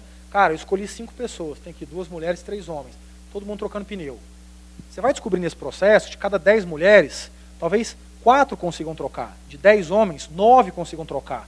Zero de problemas. Só que as 4 que você nunca ia considerar, agora você está considerando. Ele falou, é verdade. Ele foi lá e mudou o processo. Isso, para mim, é pessoa que eu admiro. Pessoa que tem a capacidade de entrar numa discussão discordando de você, e às vezes ela não vai concordar, mas às vezes quando a coisa é muito clara e ela concorda, ela faz esse movimento de mudança. O que eu estou falando? É de comportamento. Inteligência, para mim, não vale nada. Sabe por quê? Porque inteligência você compra. Você compra. Você vai aqui na faculdade, você vai lá na Faria Lima, você vai na Vida Paulista, você compra inteligência. Pessoas capazes intelectualmente, cognitivamente. Pessoas capazes comportamentalmente, você conta nos dedos de uma mão. Então, as pessoas por quem eu fui admirando e fui tentando de alguma forma trazer características, foram pessoas que foram me ensinando esse tipo de comportamento. Tipo meu pai, nesse exemplo. Um outro exemplo que eu gosto muito é de pessoas que têm essa capacidade de executar muito. Pessoas que têm capacidade de fazer muitas coisas ao mesmo tempo. Porque isso demonstra o nível de comprometimento que uma pessoa tem com aquilo que lhe é entregue. E quando você fala de receber algo que vocês estão te pagando para fazer, a maioria das pessoas gosta num primeiro momento, tem preguiça num segundo momento, detestam num terceiro momento. Então você pegar uma pessoa que nessas todas as fases, elas sempre estão dispostas a fazer, é algo realmente muito valoroso. Eu, por exemplo, quando deixei a OAS e fui para a Suzano, quando eu saí da AES, quando eu fui para a OAS, eu levei dezenas de pessoas para lá. Quando eu fui para a Suzano, eu levei pessoas para lá. Quando eu fui para Ingresso Rápido, eu levei pessoas para lá.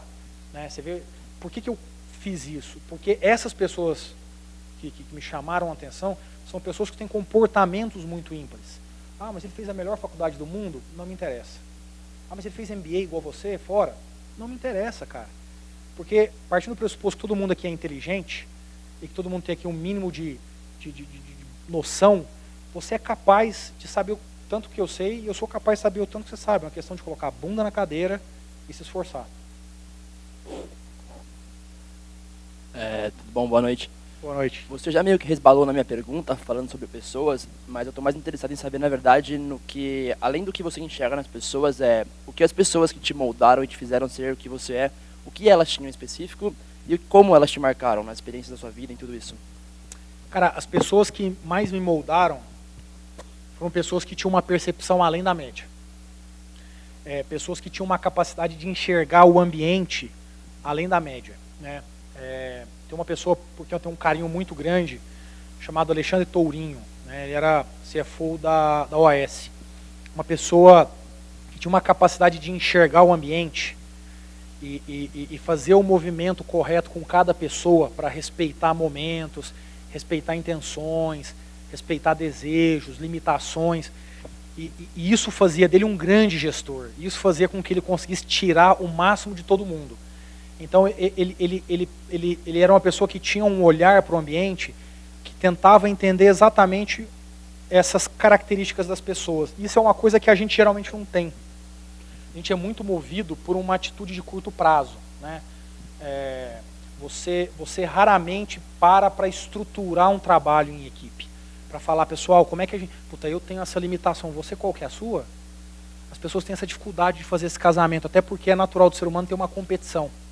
O Fernando Henrique Cardoso é uma pessoa por quem eu tenho também um carinho muito especial, e ele falou uma vez assim, na minha época de presidente, a mídia me rotulava como uma pessoa que não tinha decisão. Falava, o que eu fazia na verdade era ter humildade para fazer com que, a habilidade para fazer com que todas as pessoas na mesa conseguissem colocar os pontos para fora. Porque sempre vai ter uma decisão melhor que a sua, ou uma ideia melhor que a sua. Eventualmente até a sua vai ser melhor, mas não na maioria das vezes. Então essa humildade de entender, por exemplo, que você não tem que ter um papel de protagonista, é algo que realmente é muito interessante. O Fernando Henrique Cardoso deixa isso muito claro. Uma outra pessoa que me falou algo que me tocou, que vai muito nessa linha, era um amigo de MBA japonês, que uma vez num feedback ele falou assim, Diego, você tem que aprender a comprar o seu direito de falar. Isso é muito legal. Porque ele estava querendo dizer o seguinte, cara, você não tem que falar o tempo todo numa reunião. Você não tem que dar ideia o tempo todo. Você só pode falar quando você tiver alguma coisa diferente ou que agregue realmente. Caso contrário, fica calado. E é verdade. Porque senão pessoas que são extrovertidas, naturalmente, elas vão dominar. Eu sou uma pessoa extrovertida. Então, essa frase me marcou muito. Você tem que comprar o seu direito de falar. A sua ideia tem que ser tão boa, o seu comentário tem que ser tão valioso, que você passa a ter o direito de falar. Caso contrário, você não deveria falar. Mas a gente se confunde. A gente se confunde porque a gente quer ter o método de curto prazo. A pessoa olha e fala, olha que ideia boa. Professor, olha, realmente, boa participação. Isso não tem valor. Né? Então, essas 3 pessoas são bons exemplos de pessoas que me fizeram entender muito a condição humana.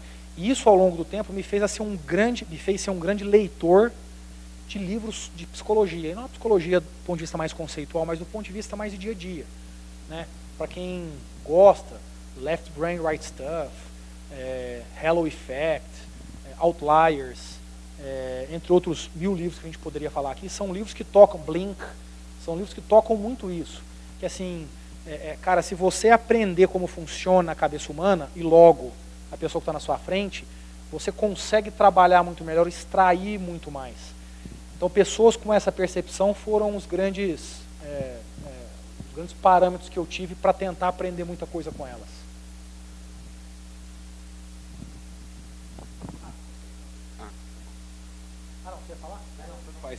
Diego, primeiramente, muito boa tarde, valeu. Tá sendo muito, acho que tá sendo bem, tá agregando bastante. E a minha pergunta, ela é relacionada ao autoconhecimento. Eu acredito que você também acha que o autoconhecimento é a chave para ter esse comportamento diferenciado, para você ter um alvo a longo prazo que vai te trazer satisfação plena. E assim, na minha percepção, eu consigo estudar um evento por reflexão, por observação e por experiência. Claro que a reflexão seria uma das mais nobres atitudes. Agora, você mesmo falou que é um negócio muito difícil. Então eu queria saber para você, o que deu certo para você? Além de ferramenta como meditação, como psicólogo, eu quero saber na prática, o que deu certo e como que você teve esses insights ao longo da tua carreira. Cara, para mim a ferramenta principal se chama feedback. Saber dar e saber receber feedback para mim é essencial. Deixa eu te contar como é que isso para mim ficou muito claro. Quando eu fui fazer MBA, o primeiro mês de MBA foi um negócio, cara, aterrorizador. Aterrorizante, desculpa a palavra errada. Assim, a gente dormiu durante o primeiro mês 4 horas por dia, incluindo sábado e domingo. Foi um negócio, cara, desumano. E aí no final do primeiro mês, a gente foi para as montanhas para fazer tipo um team building e tal, as atividades, e a gente fez, todo mundo alegre, feliz, voltamos para a escola à noite, todo mundo achando que ia para casa, e eles falaram, vocês não vão para casa, cada um vai para o seu escritório. Nós tínhamos uma turma de 90 pessoas, e aí você tem turmas de 6 pessoas, cada turma de 6 tem um escritório, onde as pessoas trabalham, fazem os projetos, trabalham com as empresas, etc. Aí chegamos lá, eles falaram, cara, vocês foram filmados, a gente quer que vocês assistam a fita. Coloca a fita. E aí na fita, o nosso grupo, por uma coincidência, tinha vencido lá as atividades, então assim, o clima era super bom, a gente estava feliz e tal. E aí na fita você começava a ver coisas super interessantes, do tipo, quando um estava trabalhando com o outro, um outro fazia tipo cara de, puta, que merda. Né? Quando você ia trabalhar com uma outra pessoa, aí você tinha muito mais energia. Né? Quando você tinha que fazer um trabalho braçal, você fazia uma cara meio, porra, quando você tinha que dar ideia, aí o cara... E aí, durante 1 hora, a gente ficou vendo aquilo. Cara, aquilo foi tipo um tapa na cara. Então, o que aconteceu? Eles pegaram a gente, colocaram a gente para estudar, trabalhar muito durante 1 mês, o nível de estresse subiu, e a intenção era que você ficasse aberto, né? Estressado, você fala realmente o que você está pensando, o que você está sentindo. E aí teve esse processo, Cara, foi um terror. Assim, a gente olhava, o cara falava, cara, what the fuck? Tipo, por que você está fazendo isso? Por que você fez isso, né? E aí, cara, começou aquele clima, aí terminou uma hora, eles trouxeram um processo de feedback, tem toda uma ferramenta, uma sistemática, de forma muito simples. Uma das características era, a pessoa sentava para receber o feedback, e as outras 5 falavam, e a pessoa que ouvia não podia falar nada. Não podia falar nada. Ela tinha que se acostumar, na cabeça ela tinha que repetir assim, ela não podia usar as seguintes ferramentas. Não fui eu, você não me conhece o suficiente, eu não estou entendendo o que você está falando. Quando você usa essas 3 frases, você elimina isso da sua cabeça, cara, só sobra uma resposta. Você realmente é o que estão dizendo. Você fez o que estão dizendo. Isso terminou 4 da manhã. Cara, assim, teve gente que saiu literalmente no braço, brigou. E a intenção era essa mesmo. A intenção era que as pessoas entrassem nesse processo para entender o quanto o feedback é um negócio doloroso. É foda receber feedback. Nós não gostamos. Não gostamos. Chega em casa hoje, pega um ponto que você detesta lá no seu pai, na sua mãe, no seu irmão, na sua tia, e fala para você ver. Fala, ó, com amor, de coração, queria te falar um negócio. Cara, você tem mau hálito. Experimenta, para vocês verem. É foda. Então lá, o que aconteceu? A gente passou por um processo que nos ensinou a importância disso. E como você faz isso durante um ano, e depois desse dia, você passa a ter um acompanhamento de um mentor, um coach e um psicólogo. Ele vai te acompanhando o ano todo e te examinando a sua dinâmica, e vai trabalhando com você pontos para você ver essa evolução. Então o feedback para mim foi a grande ferramenta, só que é muito difícil. Assim, raramente você vai ter um ambiente nas empresas que vai te favorecer isso. Você precisa criar esse ambiente, seja com amigos, seja com coach, seja com psicólogo, não sei. Aí cada pessoa tem que achar o que é mais conveniente. Mas, sem dúvida alguma, esse é o processo que mais me agregou valor e continua me agregando muito. Por exemplo, uma das coisas que eu faço hoje enquanto gestor eu faço feedback mensal. Pessoal, não tem coisa pior na vida do ser humano do que dar feedback. Então você imagina eu dando para a equipe inteira, 1 a 1, todo mês. E eu crio esse modelo de gestão onde eu passo para os gerentes fazem com todos os coordenadores fazem com todos os analistas, todo mês. Rapidinho, meia hora, 1 hora, o cara tem lá uma metodologia para fazer bem rapidinho. Cara, é revelador. Porque você começa a descobrir algumas coisas, do tipo, quando você tem um feedback que ele é constantemente negativo, você desliga a pessoa, raramente você tem um problema. Porque a pessoa entende, ela fala, cara, eu vi, você vai me falando, eu não dei conta, aí você me falou de novo, eu não dei conta, você me falou de novo, eu não dei conta. Quando você promove a pessoa fala, eu já sabia. Porque você viu falando, está melhorando, evoluiu isso, cara, o próximo passo é esse, tem que aprender a chegar lá, comportamentalmente, tecnicamente. Então você chega e fala, cara, você foi promovido, cara, beleza, já sabia. Isso é fantástico, que tem coisa pior do que você ser pego de surpresa? Não tem. E aí, no processo de feedback, eles também falam para mim. E uma das coisas que eu me acostumei é ficar calado. Por mais que depois eu reflita e diga, eu acho que ele está equivocado, o fato de você não responder na hora e ficar com aquilo para você, te faz entrar num processo muito profundo. O exemplo típico, de forma simplista, é a briga com a namorada ou com o namorado. Você briga. Aí você vai para casa ou sai e depois você, puta, vem cá, desculpa, puta, eu te amo e tal. Esse é um processo psicológico. A cabeça, ela sai do modelo de defesa e aí te faz refletir. Não necessariamente você vai concordar com a pessoa, mas no mínimo você vai ter uma capacidade de trazer alguma coisa muito mais bem formatada e estruturada para continuar aquela discussão. Eu acho que feedback, sem dúvida. Tem uma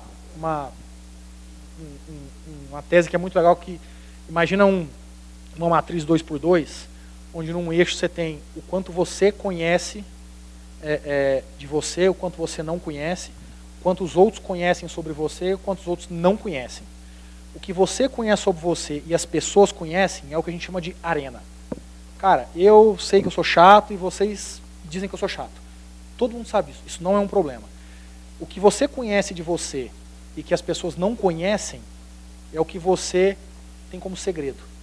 Né? Puta, cara, eu sou super inseguro, não deixo ninguém perceber isso. E ninguém fala que eu sou inseguro, mas por dentro eu sou inseguro. A pergunta é, por que você não deveria falar isso para as pessoas? Se as pessoas soubessem dessa vulnerabilidade, talvez elas entrassem num processo de discussão, de decisão, muito melhor para você do que do jeito que elas fazem hoje. o que as pessoas sabem sobre você e você não sabe sobre você é o que a gente chama de blind spot, né, de ponto cego. Né?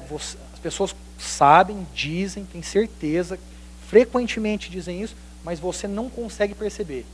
Aqui tem um outro passo. Se você tem capacidade de extrair isso para você como feedback, você consegue ajustar isso muito. Imagina quantas pessoas você aborda e a pessoa já é refratária porque ela não gosta de um determinado comportamento seu. Se você soubesse disso, você ajustaria muito mais. E aí tem esse último quadrante, que é o que você não sabe nem as pessoas. Isso aqui é um inconsciente. Né? Isso aqui é um negócio que aí é a psicologia, a psiquiatria que vai te ajudar, que em teoria deveria ser sua última busca, o campo profissional, deveria ser sua última busca. Mas as pessoas não conseguem trabalhar isso aqui com facilidade. Em especial porque nós, brasileiros, não assumimos que somos fracos. Né? A gente é foda, a gente é macho, a gente é inteligente, a gente é do caralho. A gente não tem coragem de falar, cara, isso aqui eu sou um bosta mesmo. Eu sou fraco. Não, aqui eu sou desequilibrado mesmo. A gente tem essa dificuldade de assumir essas questões. Né? Galera, pergunta? É a última, tá, gente? Pra encerrar. Tem mais duas aí, só para facilitar seu processo de decisão sobre quem vai fazer. Você falou por um bom momento, por um tempo, que o feedback é uma forma de você crescer, de você entender os seus pontos negativos. Só que o que você faz quando você não tem uma empresa que tem isso como valor, entendeu? E você tem uma distância entre você e o seu gerente, você e o seu coordenador. Como você traz isso para crescer junto? Seu nome é? Felipe.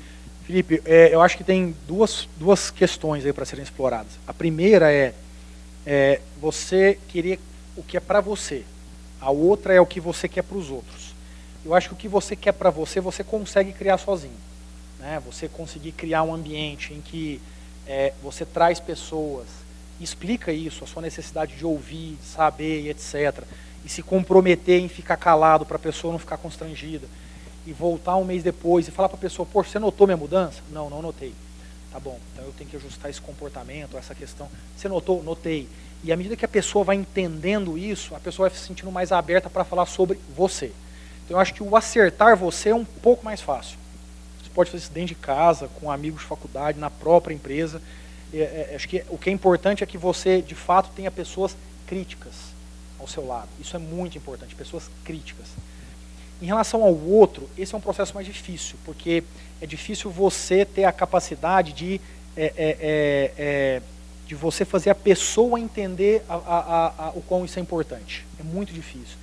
Nesse caso, eu particularmente acho que é uma questão de paciência, de você introduzindo assuntos e mostrando inclusive coisas de você. Poxa, você não sabe, eu estou procurando muito esse ponto aqui, que para mim me preocupa. Eu comecei a falar com as pessoas, elas me disseram isso, eu descobri, você também acha? E aí, à medida que a pessoa vai vendo você passando pelo processo, em algum momento você tem uma chance de fazer com que ela se sinta interessada por isso. Em que ela diga, poxa, e sobre mim? Você já pensou? Já falou o que você acha de mim? E eu acho que de alguma forma você tem que construir esse caminho, mas é demorado. Em especial se você pega uma pessoa mais distante, um pouco mais arrogante. Enfim, eu não acho que você tenha que fazer esse caminho aqui necessariamente. O seu, eu acho que você tem que fazer anyway. Caso contrário, você vai carregar muito comportamento que não é bom, que é nocivo, e só vai descobrir isso lá na frente. Talvez isso já tenha atrapalhado bastante sua carreira, seu sucesso, o que você quer buscar para você. Então, acho que é um pouco assim que eu enxergo esse ponto.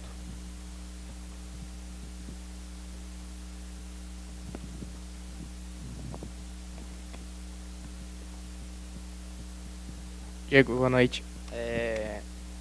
Trazendo um pouco para aquele assunto que você estava falando sobre tradicionalismo, as empresas que você comentou hoje, por exemplo, a Uber, que é a maior empresa de transporte no mundo e ela não tem um veículo, ou Alibaba, Airbnb, a maioria dessas empresas são de serviços. Como elas ofertam serviços, né? Hoje a gente vê que os consumidores são muito mais críticos nessa questão de serviço. Agora, trazendo um pouco para o lado da indústria, que a cultura é muito tradicional, empresas como Volkswagen, Mercedes, metalúrgicas, petroquímicas, como que você vê a evolução da indústria indo para esse lado de uma cultura mais como é que, envolvendo a diversidade e a inclusão dentro da empresa, porque eu vejo aqui que a maioria está aqui da faculdade de engenharia e a gente é bem focado no ramo da indústria. Como que você vê a evolução da indústria, a aceitação da indústria no modelo, no novo modelo? Essa nova economia. A indústria ela é muito mais tradicional e lenta, isso é um fato. Acho que tem duas coisas, a gente pode encaixar a empresa em 3 diferentes categorias. Tem aquelas que são empresas já ágeis, dinâmicas, inovadoras, inclusivas e etc. Vou pegar um exemplo aqui, é a Tesla, uma empresa muito nova, e a própria GE, enquanto empresa mais antiga. Uma empresa que tem uma dinâmica de mudança de modelo de negócio impressionante. Você pega o período Jack Welch enquanto CEO da GE, a GE é uma empresa, depois o Ilmet é uma outra empresa, e a empresa agora já está indo para outro caminho, e todos os caminhos acertados. Mas é uma empresa que demonstra claramente essa tenacidade, dinâmica, agilidade, entre outras coisas. Você tem outras empresas que estão se adaptando a isso, e que não estão aqui nesse primeiro quadrante ainda, nesse primeiro grupo, mas elas estão claramente fazendo esse esforço. Você pega, por exemplo, empresas como a própria Renault. A Renault tem feito esse trabalho. O Carlos Ghosh, que é o presidente da Renault mundial, já disse, falou, cara, essa empresa vai ser uma empresa de carro elétrico. Ponto. Ele está tendo que transformar a empresa inteira. É lento, demora mais, é evidente, é um processo que não é simples. Mas você tem várias empresas que você coloca aqui e vê as empresas fazendo esse movimento. Agora, você tem um grupo, e aí você pega outros exemplos aqui, quem conhece a Liga Ventures, que é um dos lugares que eu sou mentor, a Liga Ventures ela é uma aceleradora que faz programas de aceleração e de empreendedorismo para empresas. Então, por exemplo, tem um dos programas lá, eles chamam de Autotech.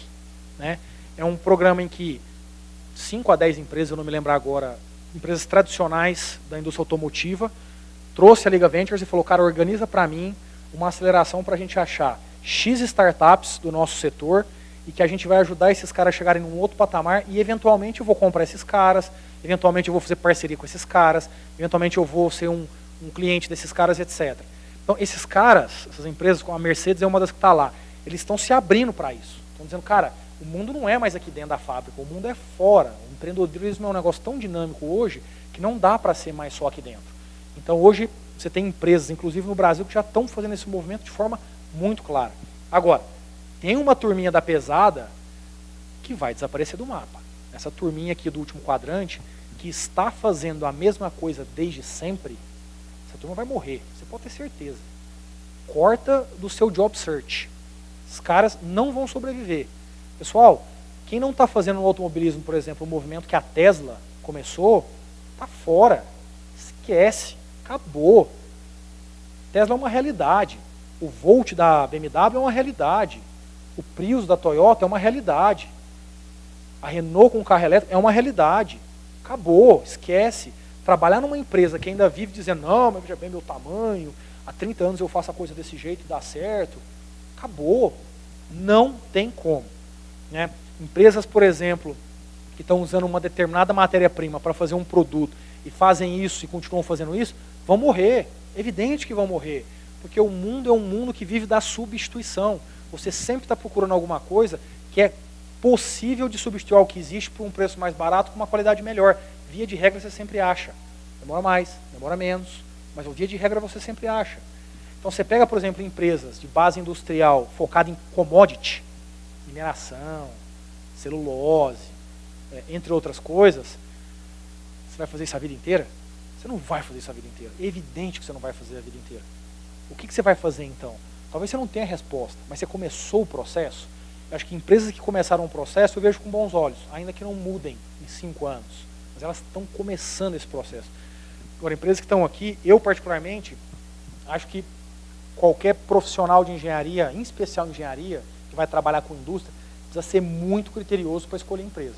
Senão você corre um risco de ficar para trás, trabalhando com tecnologias que amanhã não vão ser utilizadas no mercado e de repente se tornar um especialista em algo que não vai ter valor. Não vai ter valor. É um fato. Você pega, por exemplo, a questão de logística. Pessoal, a logística foi transformada no mundo. A logística usando o aplicativo como uma forma de melhor organizar o que você tem disponível, revolucionou o mundo. O drone está chegando para trazer outro impacto nesse sentido. O Elon Musk, que é o fundador da Tesla, está trabalhando num projeto agora, já em fase de teste experimental, para substituir, inclusive, o avião em terra. Fazer um transporte mais rápido que o avião em terra. Então, esse processo, ele precisa ser muito claro na cabeça das empresas, porque para aqueles que não fizerem o movimento, naturalmente vão morrer, e para aqueles que escolherem essas empresas, correm um grande risco de amanhã estarem fazendo o mais do mesmo. Obrigado.